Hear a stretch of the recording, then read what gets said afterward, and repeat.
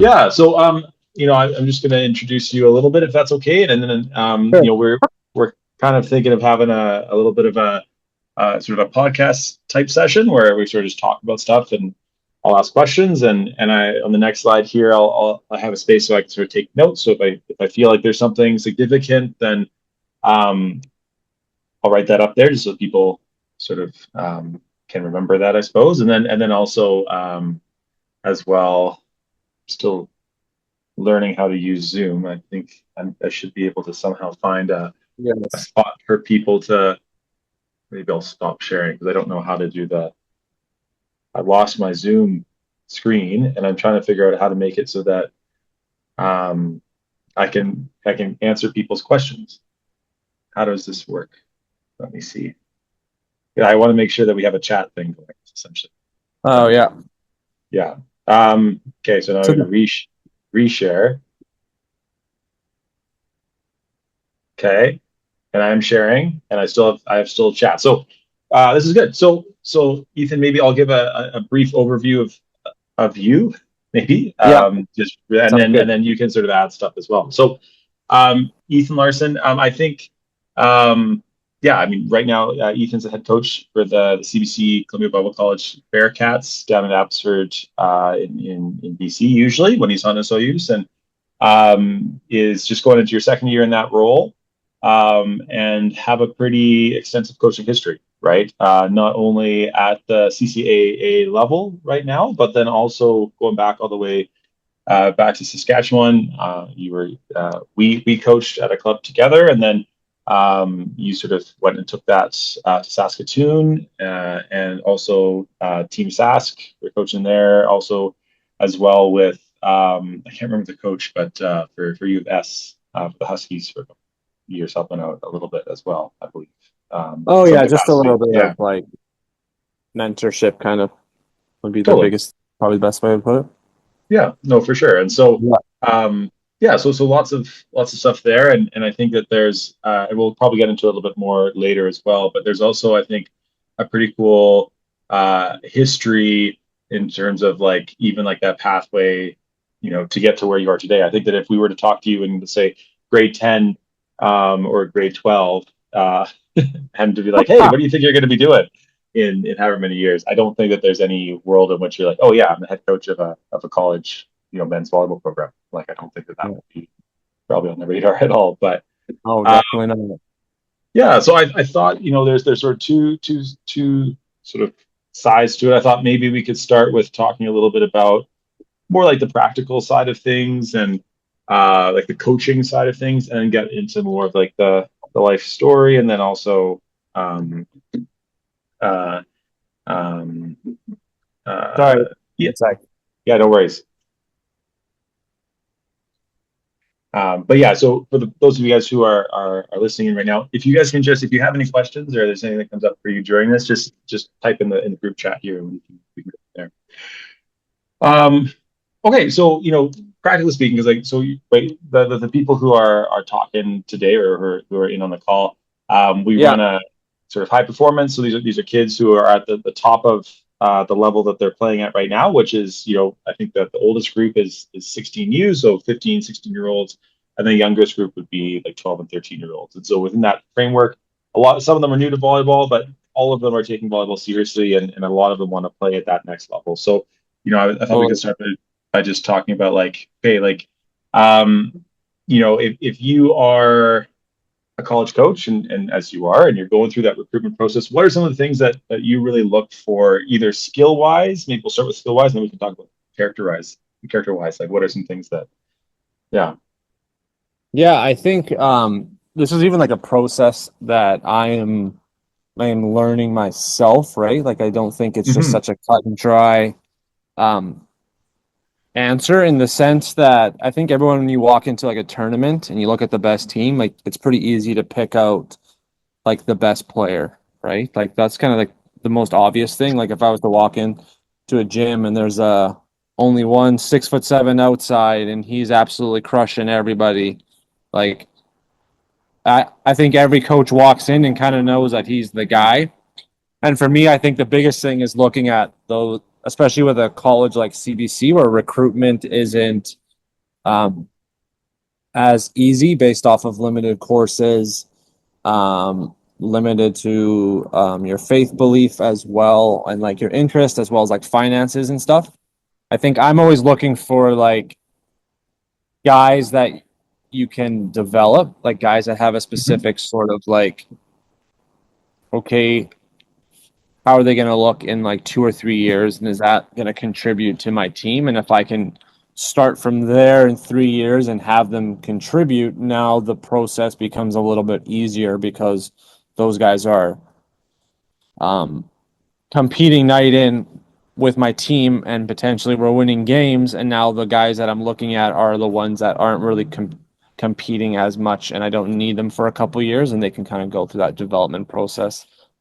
My answers kind of changed as I've gone, as I've like talked to other coaches and things like that. Like I think for myself, I mean, it's like such a cliche saying to be like, "Hey, you can't teach height." Like it doesn't necessarily guarantee Yep. that someone's going to be like a good volleyball player. It doesn't guarantee that they have good IQ or good athleticism. I think it helps, and Yeah. depending on where you need someone in the roster. So I'll break that down. So let's say um, there is a 6'5" setter and he is not good like at all. Like if I need a setter to be good on my team the following year, like he's probably not a guy that I'm looking at because if I need him right away, um, then I have to look at someone who I can get like that's going to contribute right away. Hmm. If I'm looking at him now from the perspective of like development, like, hey, you know what? Like I'm okay taking the losses this year.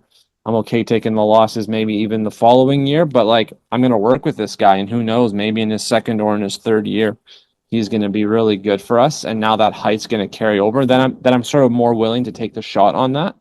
Hmm. Um, there's just definitely like different philosophies. Like then this like maybe I'll touch on a little bit on like the smaller athletes. Like there are times where right out of high school you will find like the 5'10" outside is a lot better than the 6'4" one. Like they just might naturally be. They might be more technical. They might the athleticism part department like might not be that far off in the Hmm. very beginning. And sorry, like I'm speaking more in the guys' terms. So like if I was Yep. speaking in more like the women's, like if there's like women's viewers as well, like just take the heights down a little bit, the verticals down a little bit, and it's still Right. Yeah. athletic Yeah. for I that. mean, to be fair, It's if you still could find a athletic for six that five, level, right? if there's a 6'5" female outside, I think you'd also probably want to recruit them. Yeah, I mean nowadays they're starting to be more, especially at the VNL level. Hmm. Yeah, so like you're kind of thinking like, hey, you're 5'11" outside for a girl as opposed to like the 5'7" that can actually still compete really well. Totally. I think a big thing, and this will probably start tying into some of our other conversations and other questions too, is like every coach is kind of looking for something like something different. Hmm. Um, and so for me personally, like I do value height. Um, and this is just based off of the trend that I've seen CBC in the last few years. Like they do, and this is just more like because there's such a turnover. So what I mean Hmm. by that is like CBC sometimes will get like the 6'6" middle, the 6'7" middle, but he's gone within a year, right? And so Hmm. then maybe they're getting like the 6'2" or the 6'3" middle who does really well and he's there for 3 years. Um, but he's like competitive, not necessarily like the most standout middle like in the league, for example. Like there's not a player that I have like in mind when I'm saying that. It's just more like using the ballpark. Hmm. Um, CBC has definitely like for this program has had both. They've had the big outsides that have done really well, right? They've also had Yeah. the smaller outsides who have just been fantastic and competed for them. And it all just depends on like what the coach is really looking for. It depends a lot on if you're trying to be competitive right off the bat or if you're not. Hmm. Um, Well, and I think so like, like specifically from a player perspective as well, right? I think that like some things I'm taking from that would be the coaches are looking for long-term development, right? Like unless you have one of these, especially at the CCAA level, sometimes you have some players who are really strong. They could go play some e-sport. They come down for a couple of years and bounce out, but you're also looking for those players who you can develop into, over 3, 4, 5 years, right? You're not looking for them to start right away necessarily. Yeah. And then there's also like, different coaches look for different things. Athleticism, is always going to stand out. And so anything that an athlete can do to sort of to build that up is going to be a benefit. But then there's also, I'm assuming probably also intangibles as well. And then speaking to some of those athletes who maybe are smaller or maybe aren't going to get, that U Sport offer out of, let's say, grade 12, like what are some of those more intangibles that also play a factor in your decision? Yeah, one of the this it was a good question. Like when I was applying for the job, um, I was coaching club obviously in Saskatchewan, Mm-hmm. and when I was there, I was at a tournament in Moose Jaw, and so our old coach from Briarcrest was there, and I Yep. remember asking him about the process, like, "Hey, I'm applying for CBC. Obviously, I haven't gotten the job. I'm interested in picking your brain." And so like I remember asking him, one of the questions was like, "Hey, what do you look for in a player?" Or like, "What do Mm-hmm. you look for like in certain areas?"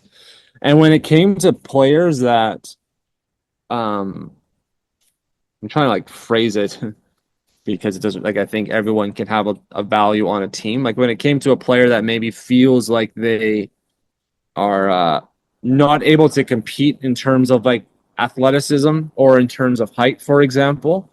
Mm-hmm. There was like other intangibles that they brought. And so a good example would be like if you're a smaller server, like sorry, a smaller setter, Mm-hmm. fucking the guy framed right now. Like let's say you're a 5'9" setter. Yep. Okay, usually 5'9", like probably at the CCA level. Like we know of some that have competed there and done exceptionally well, right? Yep. Like Emmanuel Dengessi would be one example. Like he's probably Mm-hmm. about 5'9" and amazing setter, and basically would have taken to heart like what the purpose of the position is, to set the Mm-hmm. ball and run the offense, right? So that is like his number one job, and he did that exceptionally well. Yep. Um, but I would say like the other area that he probably brought, like the two other areas especially, would have been service and defense. Mm-hmm. Defense was exceptionally well. His serving was exceptionally well. And so if there's like another area that allows you to contribute, then all of a sudden you have, it might not always just be like value on the court, but you at least have value in like pushing your team, right? If you're a Mm-hmm. 5'10", 5'9" setter and like you're, I mean, like there's 5'9", 5'10" setters that are playing for their international teams. Like I'm pretty sure Japan setter is like 5'9". Mm-hmm. But But I guess like if you're coming in there and all of a sudden you're like, hey, I'm going to be super solid defensively, and you know what, I'm going to start spin serving and working out, getting really strong, and now I'm ripping an 100-kilometer spin serve. Like you Mm-hmm. might only ever be like a back row player. Like that just might ever Mm-hmm. be the reality, right? Like you might only ever play in the back row. Um, but you might be wicked good at defense, and you might put in a really good serve that's going to not only help your team in games, but also help your team in practices. Because Right. especially like I think people don't realize that, and that was a learning process for me too this year, was like the better your team serves, like the better they're going to pass in games. Like if all your team is serving 90 kilometers in practice, and now in a game you get hit with 105, like that's 15 Mm-hmm. kilometers more than what you're used to seeing 4 times a week, right? Right. Now put that at 24-24 when someone's doing that. Well, now the pressure's on, and like that's going to be even more difficult. Mm-hmm. Mm-hmm. So I think that like it's tough because I'm not like in the belief that someone should just like, oh, I only got to do this to get to college. Like, oh, okay, so if I'm gonna be a setter, like I really just gotta learn to serve the ball well, and I'm gonna get into college. Like, no, like you gotta develop the other things, right? Like understand the game, continue to be coachable, right? Mm-hmm. Work hard in the gym, continue to get better with your IQ and reading a match or getting better at setting. Still try to be the best blocker you can be. Um, but I do think that like when you are in that position, like there's just other areas that are going to be weighed a little bit heavier for you, just Hmm. specifically because coaches are already looking at that, right? Oh, Right. like this is a 5'9" setter. Like I don't really think I have use for this. Oh, he's Right. really good at defense. Maybe I can train him to be a libero. He's got a Yeah. wicked serve, right? Like, oh, he might only ever be a back row, but like I need that serve in my gym, right? And then that all is gonna come down to like the role that you're offering a player, and how they accept that, as well as the Hmm. like how they then take that and run with it, right? Like the job of a coach is to say like, hey, this is where you're at as a player. This is where I'm like hoping you're gonna be, but like you're basically kind of giving your players a reality check. Um, but at the same time, like I think players then need to accept the reality check and then kind of say like, I might not get what I want, but I'm gonna prove you wrong. Hmm. Hmm. Like you kind of want that. Like I think I would want that in players for sure, right? Right. Like a player So, that is willing to accept like the role that I'm giving them, but then at the same time respectfully also be like, hey, but like I'm gonna prove you wrong. hmm. And Hmm. if I can work hard to prove you wrong, if I don't get what I want, I can at least still be happy with myself. And I can at least know that I'm contributing to my team, Hmm. right? Where like if they become bitter or decide, hey, to not be coachable in that area or to not try and prove you wrong and just sort of like accept that that's what it is, then I think like you just end up doing a little bit of a disservice to yourself as a player. Um, Hmm. and then also you just end up carrying things that like I don't know, like you just start carrying them like through the rest of your time playing post secondary or playing club. Like I think this can go through any level, right? Like Totally. Totally. deciding to go through club and you're just upset at the coach, and rather than spending the whole club season pushing yourself to be the best version you can be, you spend it being bitter, right? Because if I Mm. can be bitter about something and I can accept that, oh, I was never going to play anyways, and then I don't play, well, I'm right, Mm. right? And Right. so we're kind of getting more into like really in-depth psychology as a player, right? But I think it's Totally. just like it does have some value in that, right? Like if like I always try to be real with my guys and Hmm. try to say like, hey, this is where you're at. Um, I believe in you. Like I can believe that you can get here. Hmm. Um, but I also like don't know. Like some guys that come into you in your gym, like I think like they aren't that 6'6" outside hitter that everyone knows out of high school Right. that is going to be like a phenom. Yeah. But like I think those players that know they're not going to be that would be awfully surprised by what it looks like to be continue to be a coachable player, to work hard, get better at your technique, and get more athletic and work out, right? Like Hmm. because then in their third, fourth, and fifth year, if they stick around, like they actually might be a really good player. Totally. But Totally. they No, you just kind of absolutely. have you just kind of have to go through like the the trenches of it, right? And I think honestly, like I think you'd be like a really good example of it. Like I didn't really know volleyball coming like around our time when I was at CBC and you were just coming in. Like I Yep. think my natural expectation probably would have been that you were a solid player, like Hmm. you were good with your club team, that I think you were good with CBC. Um, but I think you're somebody that like came in your first year and sort of like accepted the role, but then worked extremely hard to get out of that role, right? Hmm. Whether that was in the Hmm. weight room, whether that was working on your technique, um, whether that was just trying to get better at the other areas that would make you a lot better. And then all of a sudden, like, where did it take you, right? It took you to actually getting U Sport offers Right. and Yeah. being like the 6'6", 6'7" middle that's at the time probably had a bit slower of an arm in the beginning, right, of his Yeah. career, Yeah. and Yeah. maybe was like touching like 10-10. I don't really know what you were touching at CBC, and then all of a sudden you're at TRU touching 11.4 or 11.5, probably with a lot faster of an arm, and you're playing at the U Sport level. Totally. Totally. And that was Yeah. like, and to me, like that's like the difference between like you probably could have just like kind of accepted your role and been a good like team player and been a really Hmm. good middle at CCAA. Or you could have said like, hey, that's where I'm at, but I'm also gonna like try and break out of that role as well. And like that's where I think it took you. So I Hmm. think you're like a pretty good example of that for sure. Yeah. No, I appreciate that. Well, and I think like, and maybe when we start talking about your story as well, like I think that that's, there's probably some parallels there as well, right? With like the idea of like, you just gotta get in the gym, right? And as soon as you're in the gym, as soon as you get an opportunity, you can do whatever you want to with it, right? Yeah. And I think that that's really good. I think like two things I wrote down here that I thought that might be worth thinking about would be, if you can't do the big things really well, right? If you're not that, like you say, 6'6" left side, you can bang the ball.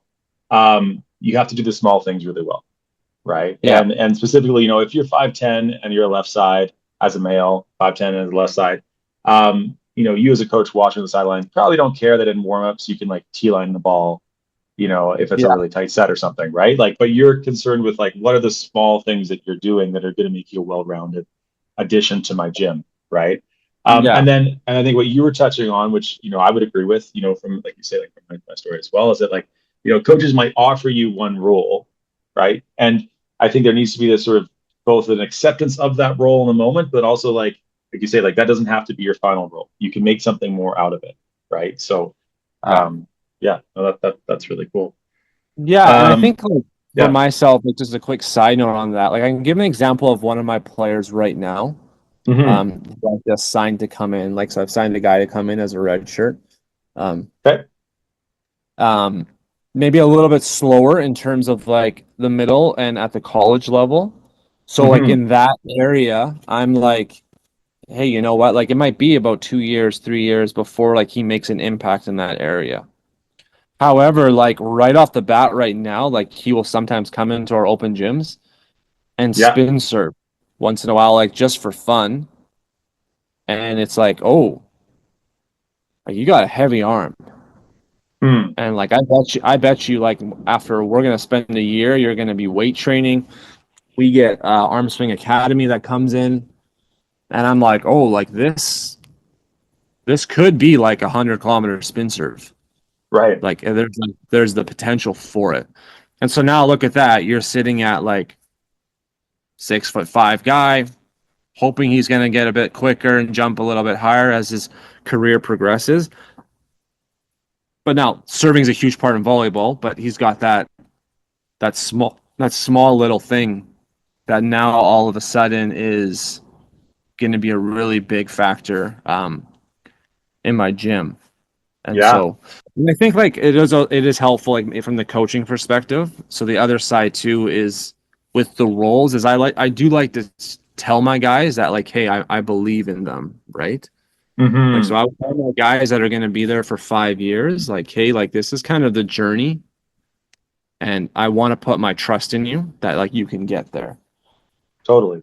Totally. At the same time, the reality is like they might not like, and that'll be another conversation that I'll have to have down the road if it ends up getting there. But I think that for now, like I look at it and it's like, hey, no, like I do want to put the trust in them that they could get there, and that's Hmm. obviously the hope for them, and I'm sure it's the hope for me as well. So Well, I think too, right? Like, I think one of the underrated sort of options that are often available is that redshirt option, right? Like, and I think that like some people, maybe actually I'll explain it because not everyone. So redshirt in volleyball college terms is you're on the team, like you're basically a practice squad player, but the redshirt just means it doesn't affect your eligibility, right? And so it actually does two things, like. Let's take someone like TJ, my brother. He redshirt with UBCO right out of high school. Big, tall, scrawny kid. Um, didn't play at all. Obviously redshirt, but he got some touches. He got better, and then he ended up going and playing college out in Saskatchewan. But there's just the ability to get in the gym, and then you can sort of work your way up from there. And it also doesn't take any eligibility, right? So it gives you that extra year. The other thing I was going to say that maybe you probably want maybe reflect on as well is this idea of like, you have 5 years to play college, right? And 5 years in, if you think about it, is like the difference between a U14 player and a U18 player, right? And you often do. You have like your first year, like if you're watching college players play, or if you go in like your first practice or whatever, there's part of you that's like, holy, I don't know if I can ever play like this. But also there's a recognition that like, yeah, this is, you're playing against people who have like an additional 5, or in Grim's case, probably like 15 years of playing experience over these other players, right? So Yeah. yeah, it's just a different thing there. Yeah. Yeah, it's a really good perspective to have. Like, I mean, the reality is 6 years of school is a long time. Like, I think that it's just like I would know. Um, God, me too. it is a long time. And so there is always that too. Like even guys that I redshirt where I'm like, oh man, in their 5th year, they could be super good. Hmm.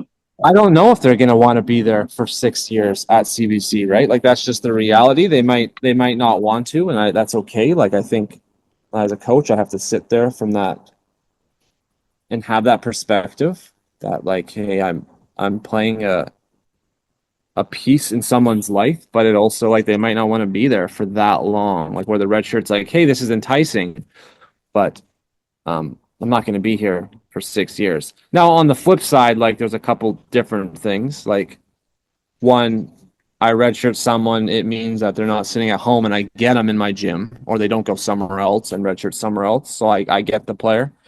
Hmm. Um, and their 3rd and 4th year, which is arguably their 4th and 5th year, like they still might be very contributing, like and doing a great job. But you do kind of like get that other year. Like a good example would have been Dylan Anila, who just Hmm. won Pac West Player of the Year.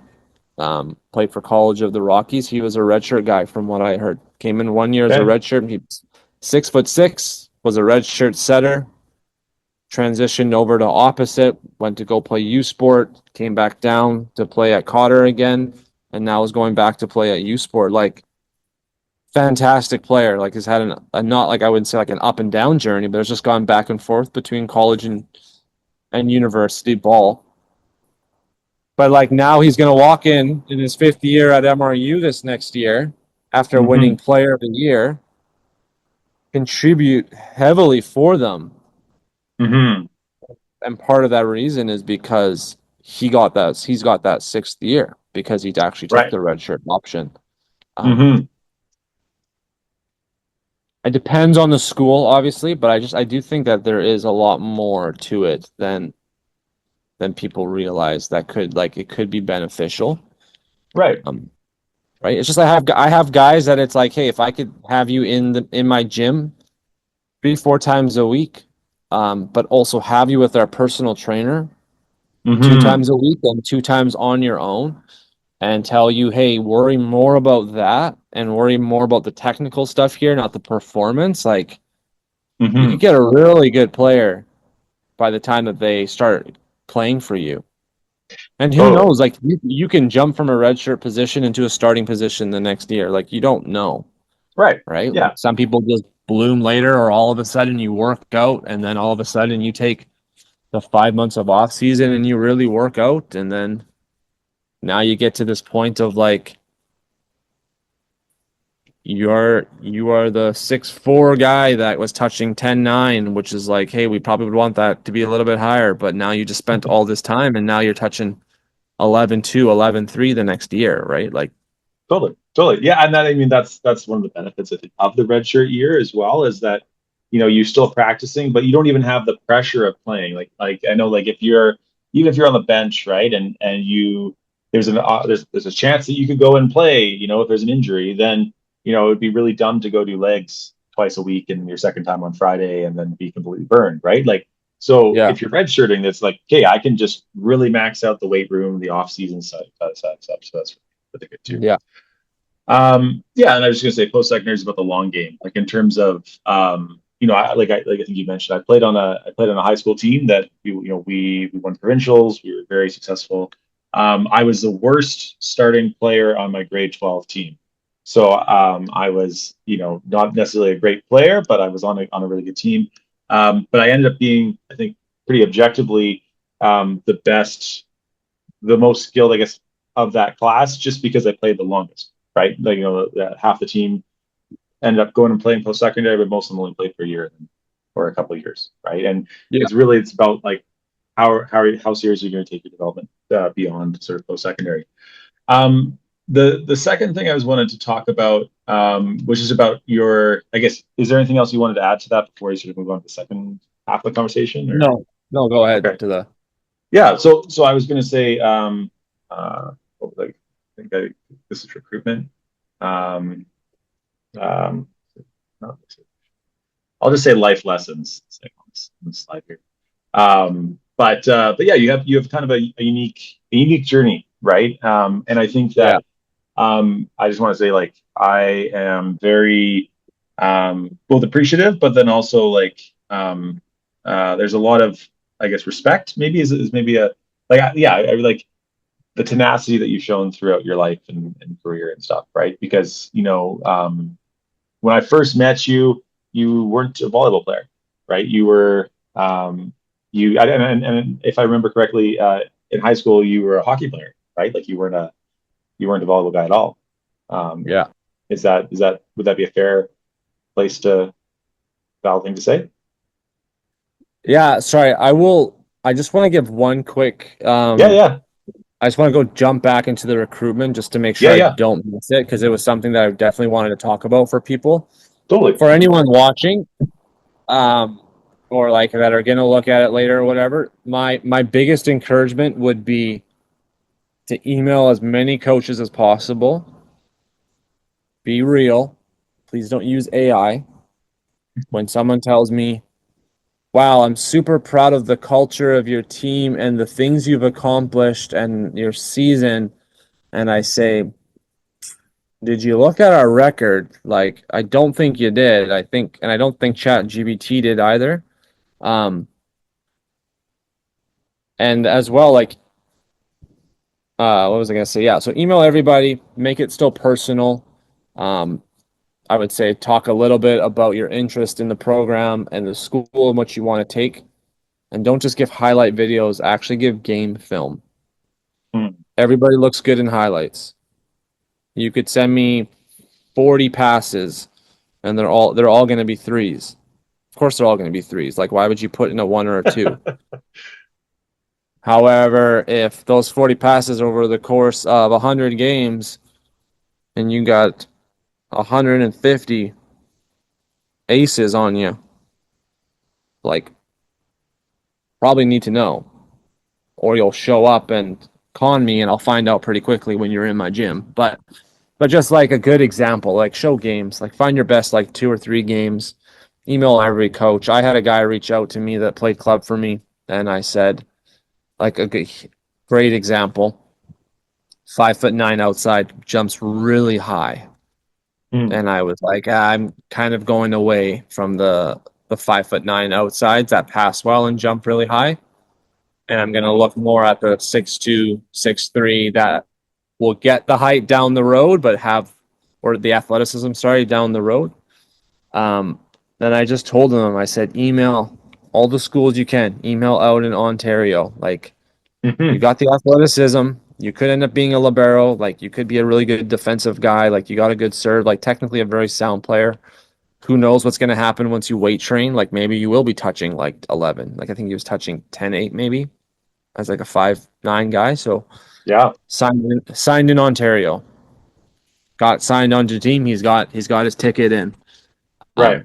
Um, lots of guys that I sign, they send me an email and I watch their videos and I say, hey, yeah, I can think that I can work with this and here's where I'm going to peg you into it. So that's Hmm. kind of my side. If you got any questions on that, great. If not, then I can jump a little bit into my I was just gonna story say, here. didn't you have someone email you earlier this year who was like, or maybe they applied for the college and they're like, I talked to the head coach and he said he really liked my whatever it was and my ability, and you're like, I am the head coach, and I know for a fact that you did not talk to me about this, or I did not.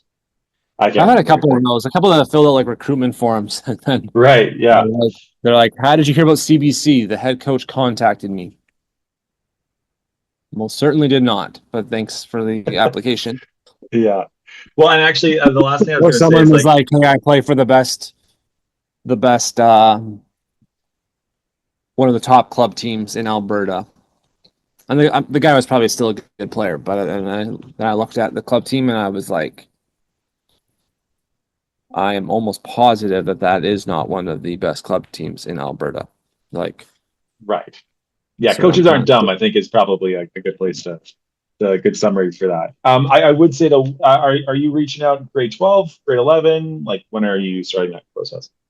you can yeah. So coaches can officially at the U Sport level, lots of guys do verbal commitments.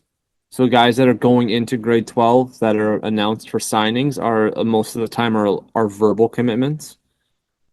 Um, it's probably very unlikely that someone kid in grade 12 or grade 11 gets, sorry, my throat got a little dry there. Gets like the Trinity Western offer and decides to go, hey, I'm gonna pull this when I get into grade 12. Like officially kids can sign once on their day one of grade 12 year.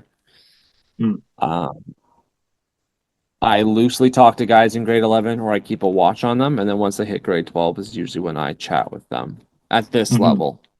I think as the program gets stronger and I have more pull in recruitment, and I have more stability in terms of like I don't have a big roster. I got a smaller one because everyone's second, third, fourth, fifth year kind of guys. Hmm.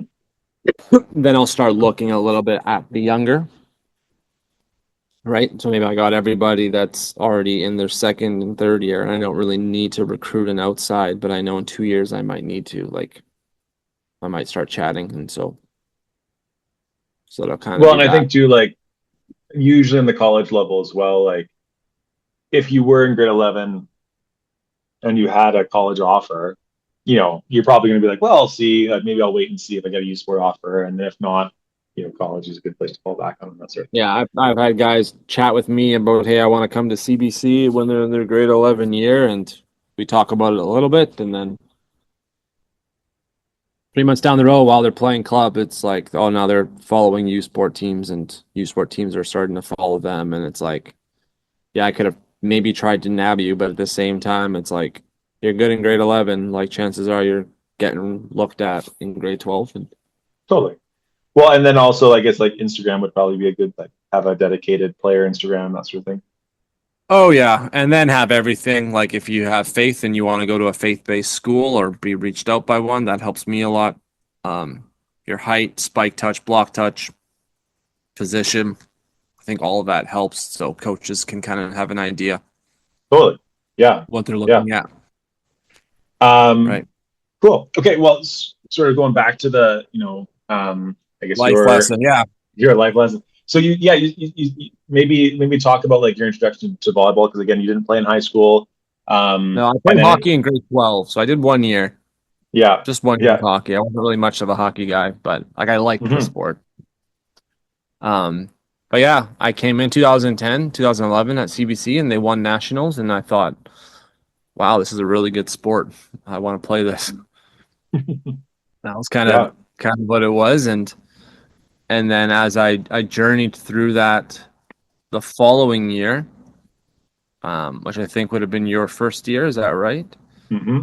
Yeah. When CBC was hosting nationals, I thought, oh, like I would love to try and redshirt without understanding really what a redshirt was.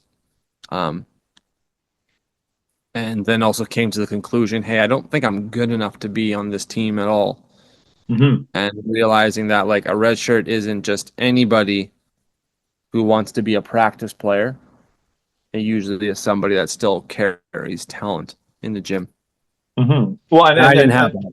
I can tell you uh, that. I and definitely did not have that.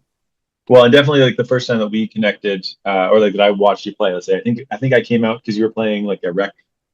I think you were playing rec at that point, and I came out, and you were not a good player, not as a slight against you, but just because like you'd only been playing volleyball for like 3 months, right? As a Yeah. Yeah. Oh yeah. and I was not good.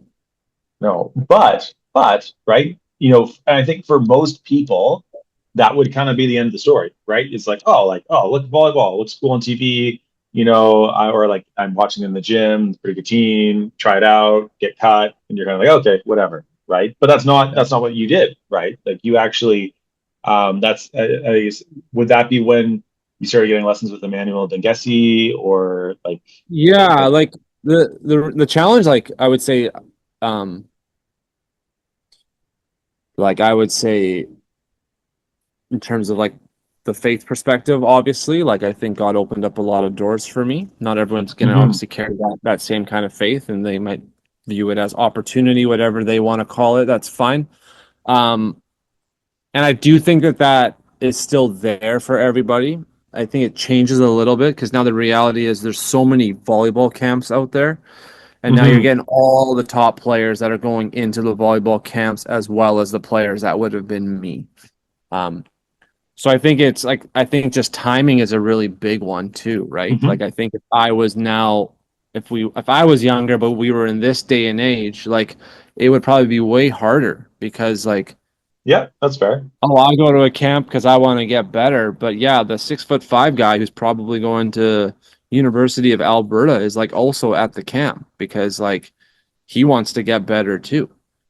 And Mm. so it's like so I think that would be like a big thing. But yeah, like I don't know who it was. I think someone told Manny that I wanted to play volleyball and he reached out and was like, "Hey, I'll coach you." I was like, And "Great." and for people who don't know Manny, Emmanuel Dengessi, or Manny as we call him, is a player that I think. Well, I played with him. I think he was done his eligibility by the time he played, but he was a former Cameroonian, is how you say it, from Cameroon, Cameroon, yes, Cameroon, yeah. Played on his national in team. Africa. Got the best award for best setter in Africa, I think, in the African Nations Cup or whatever. And Yeah, yeah, but anyways, and came to so play at he was. Capilano. And, Yeah, and then CBC, and then you were getting coached by him. So this incredible and talent, I was getting coached by him, and so that was really cool. So I spent obviously the year um, with him, and that was great. And then I went and tried out, and I didn't make the team. I kind of got told right? that I was gonna make the team. We were gonna finally play our year together that we had dreamed about for so long. Yep, And then I didn't make it, and I was kind of sitting there like, oh, I just thought I got told I was going to be playing, and now I'm not playing. And what am I supposed to do with that? And totally. so Well, and that was and going and that was probably what, like in my third year, third fourth year. year. Yeah, third year. And so then I think I started failing some classes and got kicked out of CBC. And I actually forgot about that part. Yeah, yeah, and yeah. so and that was like even worse because the the coach at the time for CBC only took 12 guys, and then after first semester, one guy decided he didn't want to play anymore. So now we Mm, were down to 11. And so if I had actually just worked hard and did my classes, like there could have been that opportunity to have like maybe played, right? totally. Um, And I and think so because of the CBC guidelines, did you have to take your next year off, or or were you able I to come think back? then just all of a sudden because I was like a permanent academic probation, I had to stay on that because then I tried out the next year and I still Yeah. got cut again. But I was also told by the AD like, hey, even if you make it, like you can't hmm play, like you don't have the grades for it. Um, but it became a very motivating factor for me, hmm or like hmm school. Like it was like coaches love it. Like if I'm getting emails from admissions that's telling me like, hey, just so you know, like we're gonna flag this one player coming in for their grades, like that. I don't think people realize that. Like it actually is a different it actually affects you because I'm sitting there saying, hey, I got this one guy for one semester. I might not actually have him for second semester. Right. Right. Yeah. And so for me, it motivated me. Oh, I got to do better in my school. And I ended up hmm getting better at the schooling. And so that was helpful. And then all of a sudden they had the coaching changeover and Jason Workington came in and I tried out and I again just right like we can call it God's timing. Like all of a sudden it was like, hey, 11 guys were in the gym and I was number 12 and we were playing Spartan digging, which was like the really We do that difficult drill. sometimes. I don't know if everyone will know the drill or not, but sometimes we do just Spartan No, I dig think it's drill. what does it start with? Does it start with pipe defense? Yeah, it's pipe defense, three people in, you got to get two touches. No block though, right? So no block, you're just hitting pipe, and then your two coaches on the box, tipping or ripping the ball, and then touch 10. And I remember like there was one ball that was tossed, and I'm sitting in like six, so back. And I think that ball was tossed probably at like near the pole of the right side, like position two. And I think I just ran, and I don't think I got it, but I just know I ran and dove to try and get it. And I was like, hey, you know what? Like I think at least I showed that I worked hard. And so like Hmm. if anything, I was like proud of myself. And Yeah. so I got the opportunity and had like and then made the team and had my own struggles during the year as a team. I wasn't in great shape. I didn't jump very high. Still don't jump very high. Um, got to play a bit at the end of the year because of injury. Got to embarrass myself while getting aced a lot. Like that was something in the gym, which was tough. One, And I think then even like, okay, keep going. Sorry, keep going. yeah, and so like then I got told like a good thing I got told in the end of the year like hey just so you know like your position on the year like your position on the team next year is not guaranteed. Hmm. Like you need to get quicker just so you're aware. And so again like I was given a role on the team and I tried my to play my best and then all of a sudden I uh I realized like I had to continue doing better. So I think I lost like 25 pounds in the summer. Was like weight training and got the offer on the team in August. I think part of it, like no one else was coming in to take my spot, but I think at the same time, Jason also recognized, like, hey, like you've done everything I've asked, and so therefore we're gonna get the reward for that. And that Which I same think is a season big thing wasn't, too, right? Like, I think just like yeah, I would say like there's a role. I know you mentioned that like yeah, you got cut a couple of times. You thought you got given the spot. My experience having played under the coach before Jason was that not a great coach, a bit of a I also had pretty negative experiences underneath him. So, but so part of it's like, hey, you caught on with the team, but you also had this coach who's um, building into you and willing to take that to double down. Say, hey guys, see you're putting the effort, right? I'm going to also reinvest in you. Yeah. yeah. And I think like then all of a sudden I came in for the second year, and that's a good perspective for players to have too. Is that especially for a first year coach going into the second year because I had this same, so I would wonder if Jason had the same thing, is you realize the standards change in what you're looking for, right? Because you Hmm. don't know college as a coach until you know. Yep. Like I think for like take a guy like Jason, 6'4", fantastic setter, Hmm. walks onto the court and he knows that he can win a game with his ability. Well, as a Hmm. coach, he's got to rely on seven guys to win the game for him, right? Hmm. And then you kind of see it from the different lens of, oh, like this area needs to get better and this area needs to get better. And so I came into my second year thinking like, oh, I just lost 25 pounds. I'm in better shape. Uh, and I actually saw like my role was reduced. Like I wasn't the serving sub as much anymore. I wasn't contributing as much anymore. And I ended up like taking that sideways and becoming bitter rather than like pushing the other way to get Hmm. better.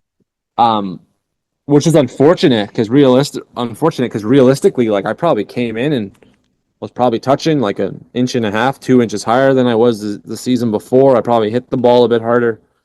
Um, like there's probably a lot of things that I did better.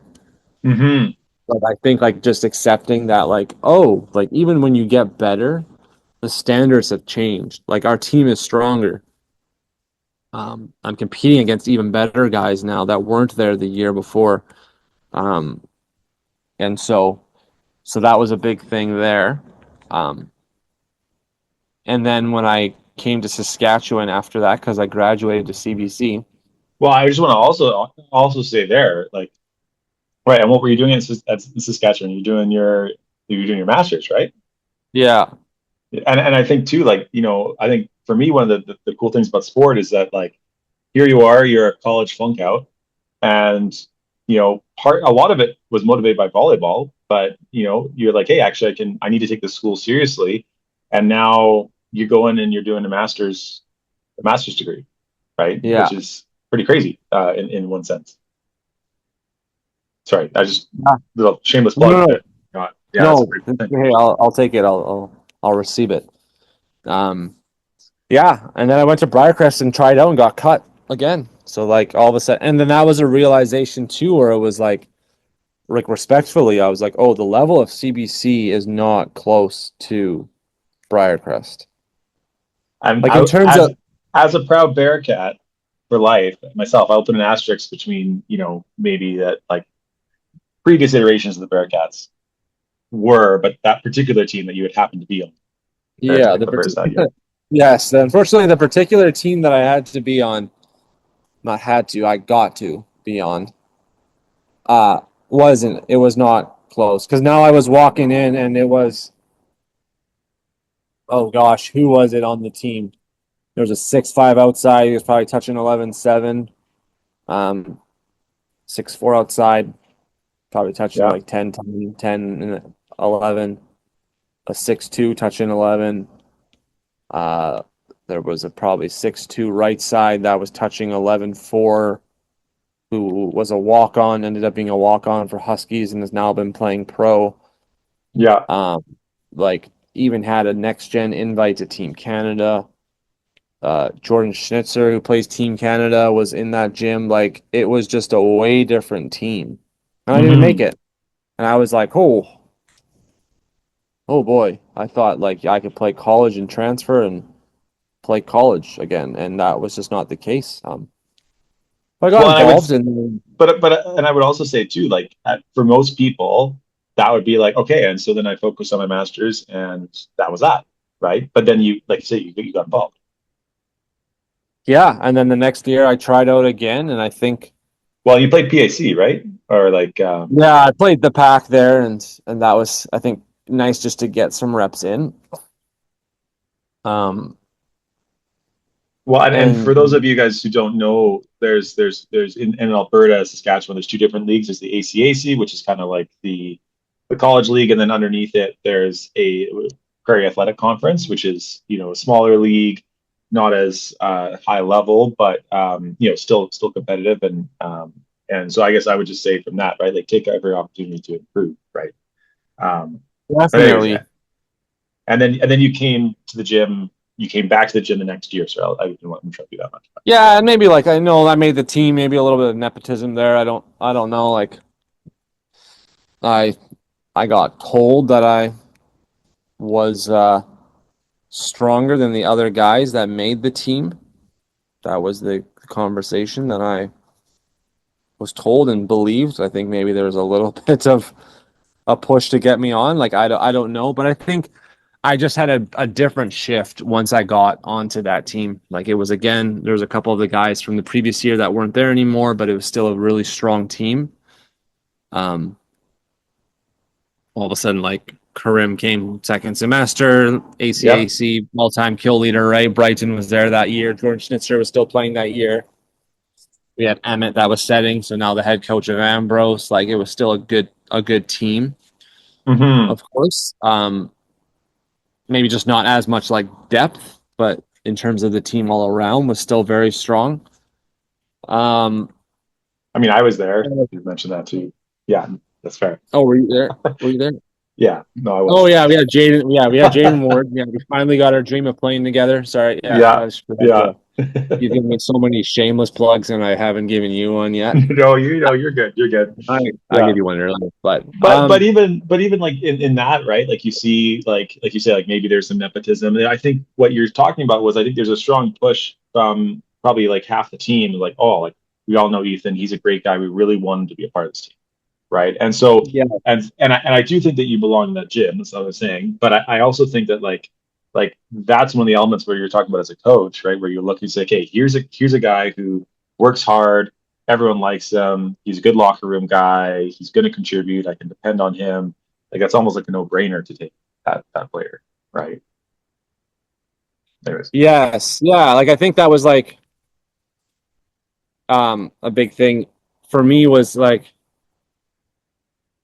I still like pushed myself. Like that was another area that I could sit back and say like, oh, I regret. Like I think I got to like a 200 front squat at some point in my first year, and I was like, I was flying. Like in terms of like maybe it was only like 10-7 I was touching. I don't know, but I felt like good. Mm-hmm. Oh, I can hit a pipe ball really well, put some heat on it. Um, and then it kind of just dropped. Like I never just had the consistency um that that I wanted in terms of like the weight room because that was the thing for me. Like that would have been my like biggest crutch was like the weight room. Mm. Which I think would be said for a lot of players, but for me that was the biggest one that I think separated me from being like the P4, like probably just going into serve or not doing anything really at Briarcrest. I think I just served more in my last year. Mm-hmm. But uh as opposed to like potentially being like the P3 coming off the bench if we did someone really needed a break.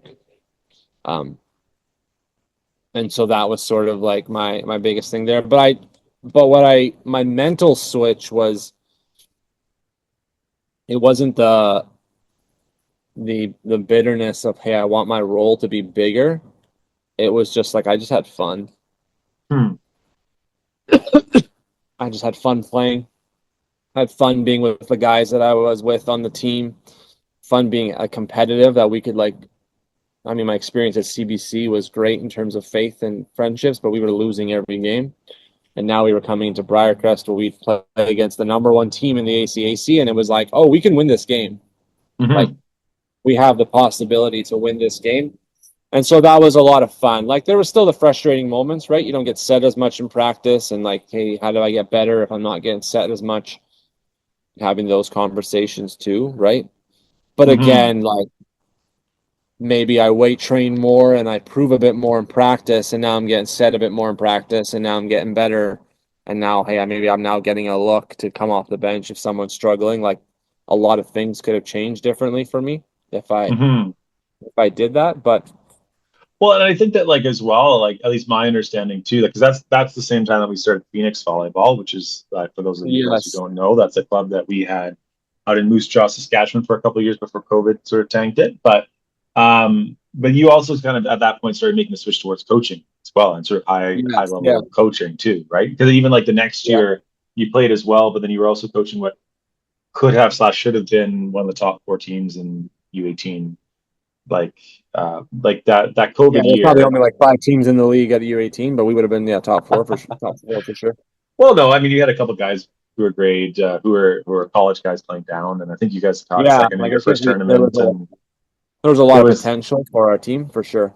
totally yeah. And then Um, I would say even like and I think we technically go till 8, so I don't want to go too long, but I think that even in your coaching side of things, right? Like you really were someone, and probably still are someone who just took every advantage to sort of like just learn and gain skill and that sort Yeah, the best I would attribute this to coaching as well as being a player. I read a book, it was called Steal Like an Artist.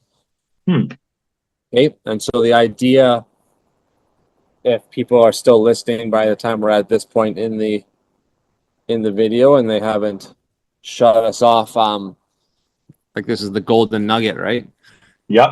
That's why you stay to the The end. biggest thing is that you find the 4 or 5 things that you really want to be like and you add them all together to become your own.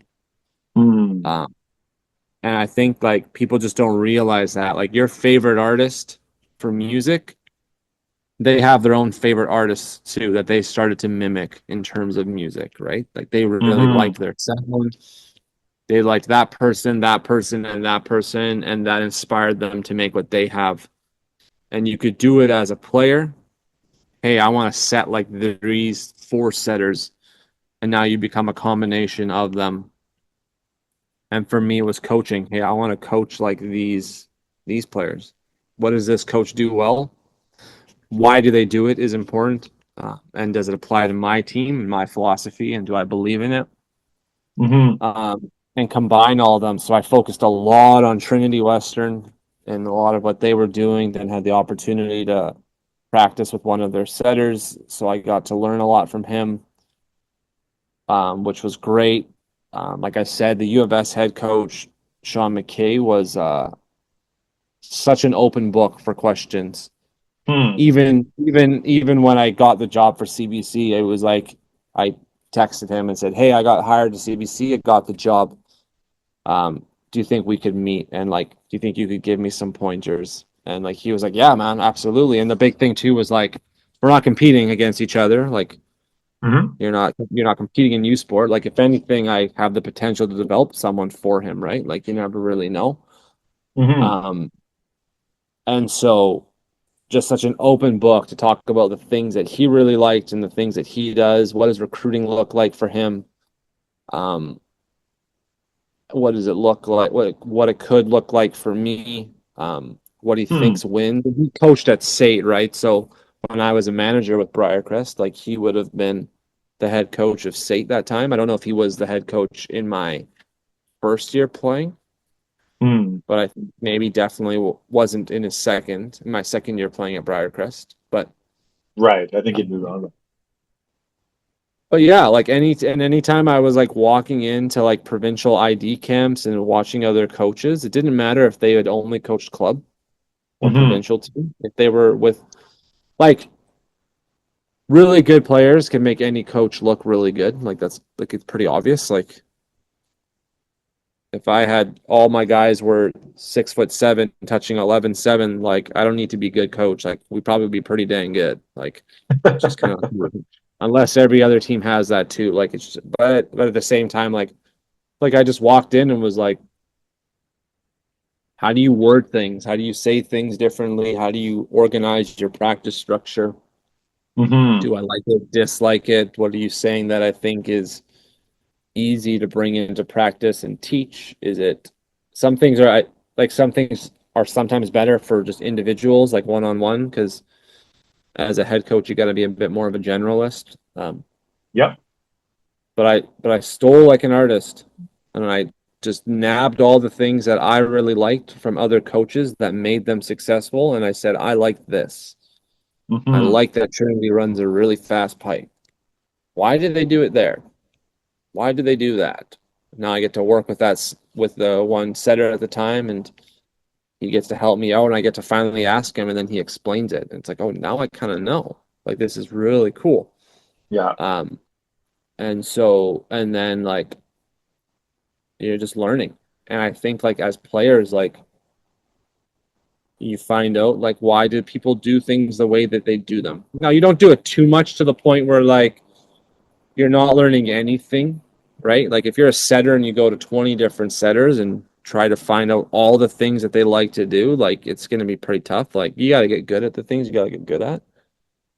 Mm-hmm. But you know, if you like the way that like two setters run their middles, like you look at how they run their middles, or you like the way that a setter runs their right side or out of system, and why do they put the ball there, and like, or why do they Mm-hmm. have their hand positioning here, or how come they don't square up? They rotate instead. Like you just like you figure out these things and you kind of become your own player based off of what you've seen, which is my other little golden nugget is watching. You can learn a ton of volleyball from watching, right? Like the the example is that no coaches came into a gym and decided to tell all the little kids how to do like a step back like Kobe Bryant, right? Like kids watched Kobe Bryant do the step back and then all of a sudden we're like, "Hey, I'm going to start doing that myself."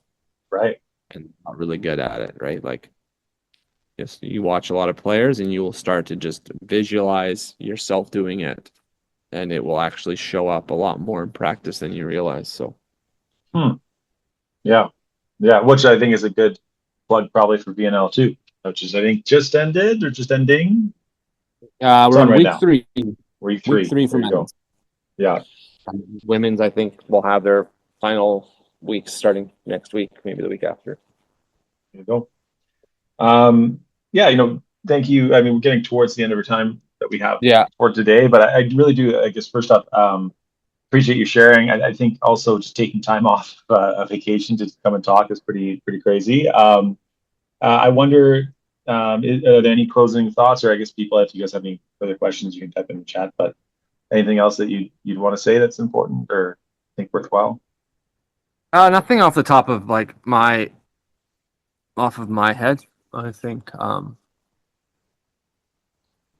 I hope that there's something at least that I've said that would be valuable. If you're on the smaller end of being a player, then hopefully you're not discouraged and you can find your ways to become more successful. Or if you're not as athletic, then you can say, "Hey, I'm going to find ways to be more athletic," or at least like you're encouraged. Like I think not everyone's going to get the journey to coach, right? Like I could have not gotten that journey.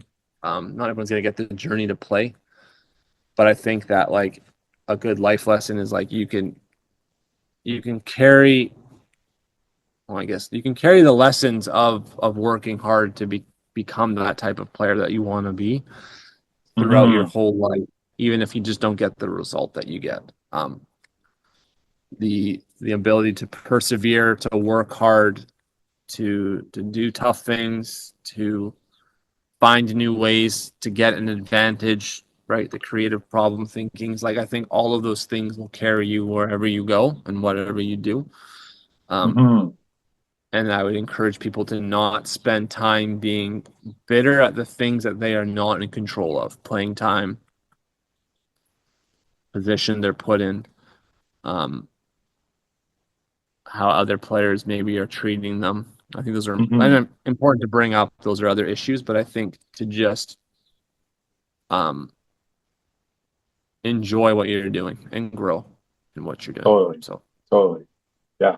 yeah, Awesome. Well, thank you so much. I really appreciate it, and I'm sure yeah, everyone thanks a lot, else man. does too. We're all on mute, but we'll all be clapping if this was in person. So Yeah, well, hopefully people enjoy it. there you So, go. but yeah, All right. Well, I appreciate you and thank you so much. Okay. Sweet. sounds good. Thanks, Jane. Okay. Thank you. See ya. See ya.